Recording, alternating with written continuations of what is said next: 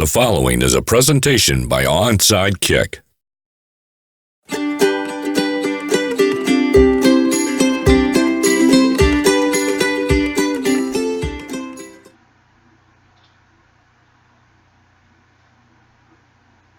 You can start talking first, you know. That's Mickey. That's Jacob. Coming at you from... DePoe House. Gotta twist his arm to do anything, I tell ya. Alright, next movie review is none other than Alien 3 or Cube, depending on how you want to read it. Alright, so this one also is rated R. Came out in 1992. Produced by Gordon Carroll, David Giler, Walter Hill. Co-produced by Sigourney Weaver. And it's directed by David Fincher. It stars Sigourney Weaver, Charles S. Dutton, Charles Dance, and Lance Henriksen, among some other people that I didn't even know who they were. Okay, so what did you like? This is when the series started to kind of go downhill a little bit. What? Nothing, just keep going. I'm just wondering what the cat's eating off the floor. Okay.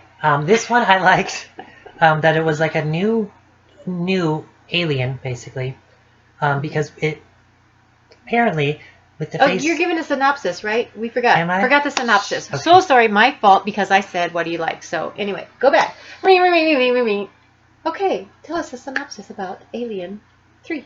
So after the events of Aliens, the survivors, they're all asleep in the Sulaco waiting to go home. Mm-hmm. But then there's a fire that on board, and the computer takes the hypersleep chambers and it puts them into the EEV. It's like an emergency escape vehicle. I think that's what that stands for, actually.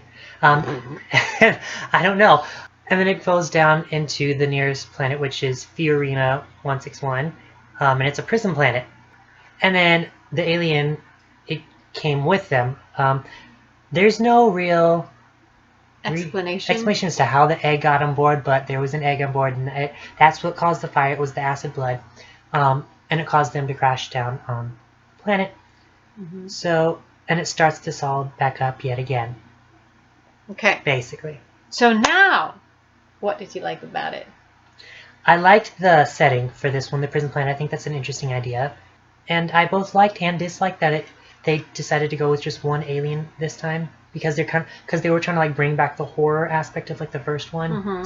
So they went back to just one alien. So I appreciate that they did that, but it didn't work so much in this one. I didn't think.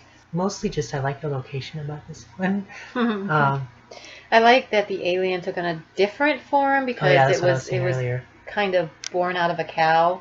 Yeah. Instead of a human, so it took on some of the DNA of a cow. Yeah. Well, which explains why it would have those weird feet now. Because and also walks on all fours as opposed to upright. Yeah. And I actually have two different versions of the movie. I got the theatrical and the producer's cut, and a lot of people that I read online, they say the producer's cut is better, and I agree with them. And for some reason, in the theatrical, the facehugger jumped on the dog, but in the producer's cut, it was this cow. Why they changed that, I don't know. So I know it works though. Yeah. I also like that the two main characters had sex, but they didn't show it. They didn't even show them kissing. I was confused for a second. So see, Hollywood, you don't need to go into great detail to explain that somebody had sex. You know what? They woke up in bed together. She had her tank top on. Nothing was showing. But we know, because of something she said beforehand, about that's where it was leading. And then we know what happened because they woke up together and they kind of made a comment. So, yes, see? You can do it. All right, anyway, what did you not like about it? Oh, my gosh. Well, first off, let's get the obvious one out of the way. Newton Hicks died. The beginning of the film, yes. They had no screen time other than being corpses. Yeah. So that was one of the biggest things about this one. I don't know, just the pacing was kind of weird in this one, I think. And then I do think it's better in the producer's cut than the theatrical. Well, I too hated that Hicks and Newt were killed, which makes it, I don't know, it just, that right off the bat takes a bad turn for me, because I really like those characters, felt like they should have continued on together. Also, it just felt a little different than the first two Alien movies. Mhm. I did like the movie for what it was, but I felt I would like it better if it was a standalone movie. So, and the language was atrocious, but you got prisoners, what are you going to do? Stupid Hollywood thinks everybody's got to swear. Okay, anyway, characters and actors. I mean, I liked Ripley, of course. That's an obvious one. Bishop did have a tiny part in this one, too. Just tiny, but he was all busted up from the crash. Mm-hmm. I liked... Oh my gosh, I forgot his name. The medical guy. Oh, I don't remember the character name. I don't either. That's Charles Dance, though. Yeah. I remember That the guy. actor's name. I liked Dylan. The preacher guy? Yeah. Yeah. I liked him. Charles S. Dutton. Another Charles. Yep. Other than them, yeah, it was kind of about everybody else. Yeah, and those were the three that stand out for me too. They're interesting characters, Mhm. and they're again all different, like entirely different. The inmates, of course, all have similarities, but Yeah, and it didn't help that literally they were all bald too. yeah, bald because white they have men. they have a problem with lice on this planet. Apparently, Crazy lice. Lice doesn't die in the future. But yeah, Sigourney Weaver, Charles S. Dutton, and Charles Dance, they were the standout characters in this. Mhm. The crazy guy was pretty good too. Yeah, I don't think I liked him though. No, but he did a good job playing crazy. Mhm. Yeah, I mean, the cast was decent enough. I don't have any really complaints Yeah. about the acting in it. I don't feel like there was any falsities, if you Yeah. will. Like, I felt everybody owned their characters, and They just weren't as memorable as like you don't really remember who was who really, besides like the main few. yeah. And then because they all, wear the same kind of clothes and they're all bald, they all kind of blend in together, Yeah.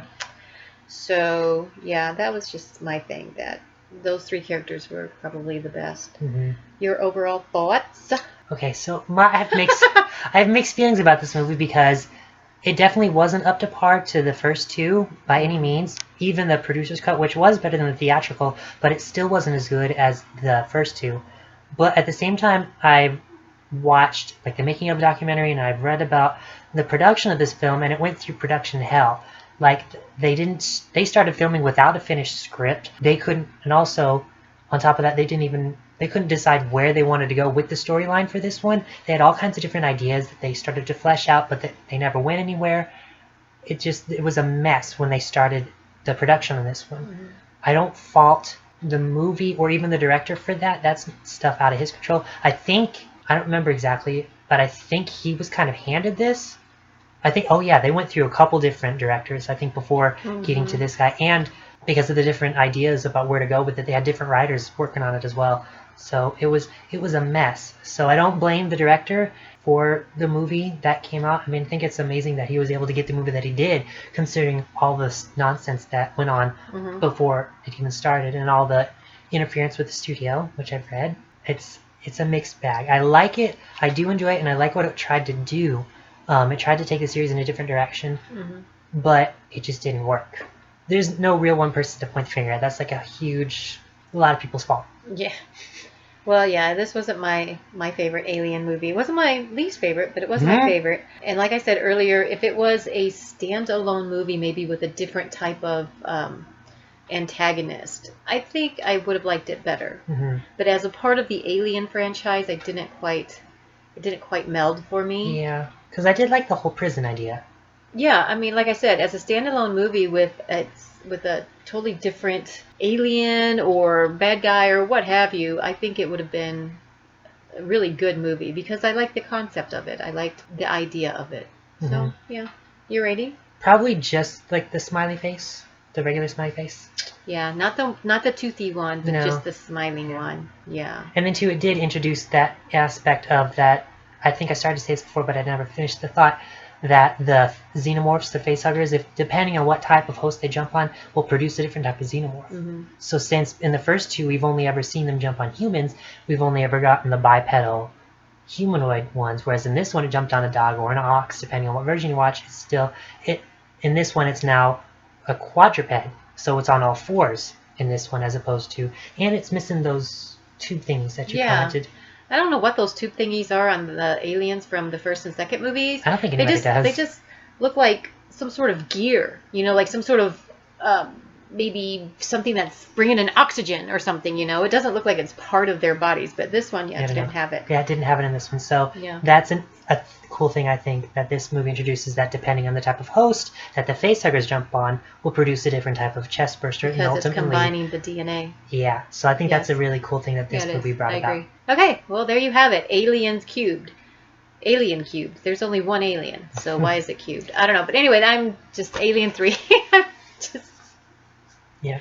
And we'll leave you with that. If you have seen the movie, if you have a different take on it, please let us know below. We are interested in your thoughts and your opinions, so please let us know. Be kind and respectful in your comments. And don't forget to like our videos and share them. And comment. Subscribe. And comment.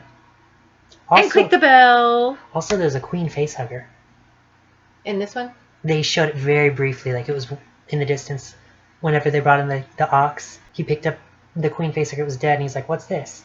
And that was all you saw of it. Oh. But it was a queen facehugger. Ew. Yeah. Alrighty then. So, until next time, that's Jacob That's Mickey. saying bye from the Poe House. Toodles!